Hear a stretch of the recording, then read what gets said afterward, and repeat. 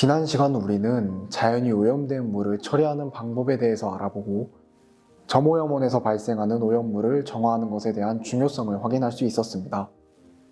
이제는 하수와 폐수를 어떻게 처리하는지, 실제 공정이 운영되는 원리를 살펴보며 어떤 방식으로 오염된 물을 정화해서 자연에 방류하는지 알아보겠습니다. 인간이 사용한 유기물질이 주된 오염원으로 꼽히는 하수처리 시설은 유기물질 제거에 목표를 두고 물리, 화학, 생물학적인 공정을 조합해 그 역할을 수행합니다. 큰 입자들을 물에서 제거하는 1차 처리, 생물학적, 화학적 반응을 이용해서 유기물을 제거하는 2차 처리, 추가적으로 질소와 인을 제거하는 고도 처리를 통해 오염물질을 제거하고 오염물질이 함축된 슬러지 처리를 거쳐 깨끗한 물은 방류하고 슬러지는 다른 분야에 활용할 수 있도록 처리합니다. 앞서 정수 처리 시설과 같이 1차 처리에서는 스크리닝, 응결, 침전과 같은 물리적인 방식으로 큰 고형물들을 제거합니다. 1차 처리 시설은 하수 처리에서 처음 침전을 진행하는 시설이기 때문에 최초 침전지라고도 불립니다. 최초 침전지에는 물 위에 떠오른 부유물인 스컴과 침전된 슬러지를 먼저 제거하는 것이 가장 큰 역할이며 물 위를 쓸어서 스컴을 제거하고 침전을 통해서 슬러지를 제거하게 됩니다. 2차 처리는 1차 처리를 거친 하수에서 생물학적 처리를 하게 됩니다. 앞서 자연의 자정작용을 공부하며 미생물이 유기물을 섭취하고 분해하며 물을 깨끗하게 만드는 것을 공부했습니다. 하수의 2차 처리는 이러한 자연계에 존재하는 미생물을 이용하여 하수 중의 유기물을 제거하는 것입니다. 대표적으로 큰 수조 안에 미생물을 투입하는 부유미생물법과 미생물을 붙인 판을 투입하는 부착미생물법이 존재하는데요. 각각의 장단점을 통해 적절한 공법을 선택하게 됩니다. 부유미생물법은 활성 슬러지를 활용하여 유기물을 제거하는 공법입니다. 하수에 공기를 불어넣고 교반할 때 각종 미생물이 하수의 유기물을 이용하여 증식하고 큰 덩어리를 형성하는데요. 이를 활성 슬러지라고 부릅니다. 활성 슬러지 내부에는 세균류, 원생동물과 같은 미생물과 무기물, 유기물이 섞여 있는데요. 이렇게 만들어진 활성 슬러지를 산소와 함께 혼합하면 하수의 유기물은 활성 슬러지에 흡착해 활성 슬러지의 일부가 되거나 미생물의 영양원으로 사용됩니다. 이때 미생물의 번식에 유의하며 공정을 운영하게 되는데요. 미생물들이 최초로 번식하기 시작할 때는 풍부한 유기물과 산소를 바탕으로 좋은 효율을 가진 활성 슬러지를 만들지만 너무 많은 미생물이 생겨 제한된 유기물을 두고 경쟁해야 할 때 불량한 슬러지가 만들어져 유기물이 제거되는 효율이 떨어질 수 있게 됩니다.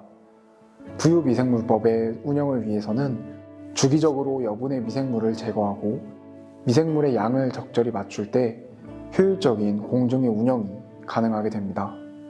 그와 조금의 차이를 가지고 있는 부착미생물법은 미생물이 부착된 접촉제를 하수에 투입해 유기물을 처리하는 방식입니다.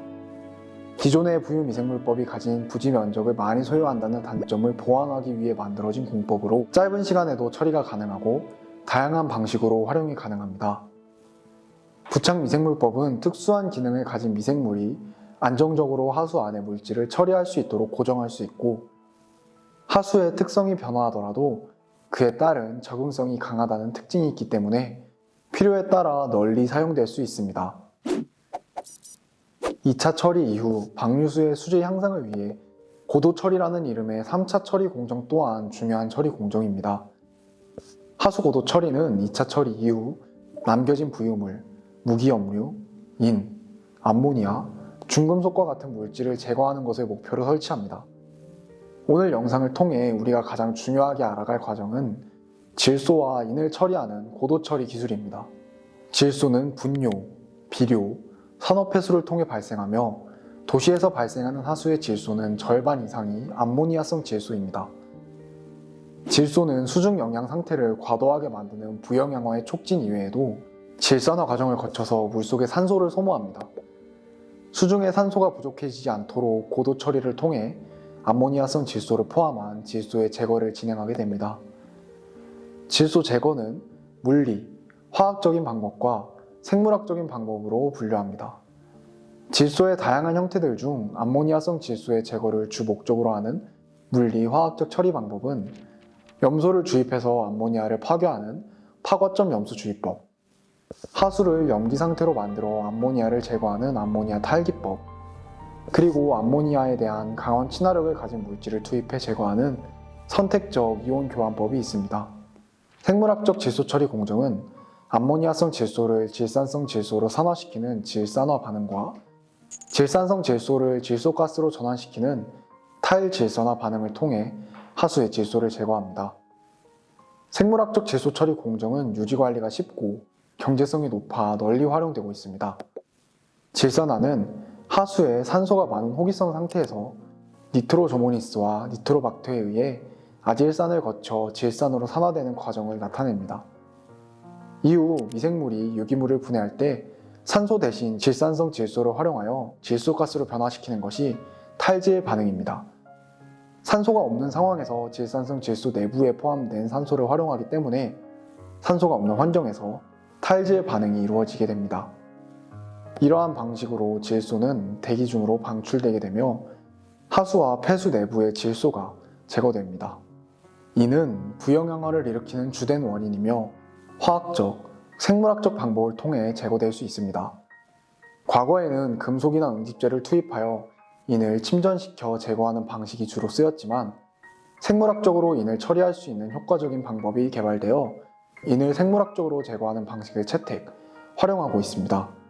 생물학적 인 제거를 위해 산소가 부족한 현기성 조건, 산소가 많은 호기성 조건을 반복해서 인을 하수에서 제거할 수 있습니다. 처음 현기성 반응조에서 미생물에 스트레스를 부여해 미생물 내부에 인을 방출시킨 이후 다시 호기성 상태에 투입하여 인이 부족한 미생물들에게 인을 과잉 섭취하도록 유도하는 방식으로 하수 내의 인을 효과적으로 제거, 이후 미생물이 포함된 슬러지를 수거해 인을 제거할 수 있습니다. 폐수에 존재하는 유해 유기물과 중금속 또한 반드시 회수해서 생태계에 깨끗하게 방류해야 합니다. 대표적인 유해 유기물인 시아는 강염기 상태에서 산화력이 강한 염소, 오존 등을 집어넣어 이산화탄소와 질소로 바꾸고 깨끗한 물을 배출하게 되고, 크롬, 카드뮴, 비소, 납과 같은 중금속들은 수산화 이온을 투입하여 침전시키는 방식으로 제거하는 공법을 주로 활용하여 생태계에 영향을 끼치지 않도록 설계합니다. 오늘 영상을 통해서는 인간과 산업활동으로 발생하는 오염물질들을 처리하는 공학적인 원리를 간략하게 알 수 있는 시간을 가졌습니다. 인간 활동을 통해 오염물질이 생기는 것이 불가피한 상황이라면 인간 활동을 멈추는 방향보다는 학습과 다양한 해결 방안을 통해 최대한 안전하고 효과적으로 오염물질을 회수할 수 있는 시설을 만드는 것이 인간과 자연이 함께 공존하고 발전할 수 있는 방향일 것입니다. 오늘까지의 영상을 통해 우리는 수질오염 이야기를 마무리하게 되었습니다. 다음 영상부터는 인간의 삶의 터전인 땅과 관련된 정보들을 함께 공부하며 더 다양한 환경 지식을 쌓을 수 있도록 준비하겠습니다. 앞으로 보보미디어는 환경을 더 깊고 다양하고 넓은 시야로 알아갈 수 있는 방법을 소개하고자 합니다. 보보미디어와 함께한 시간을 통해 환경 문제 해결에 한 발 더 다가설 수 있도록 구독과 관심을 통해 힘을 보태주시기 바랍니다. 지금까지 보보미디어의 김보성이었습니다. 감사합니다.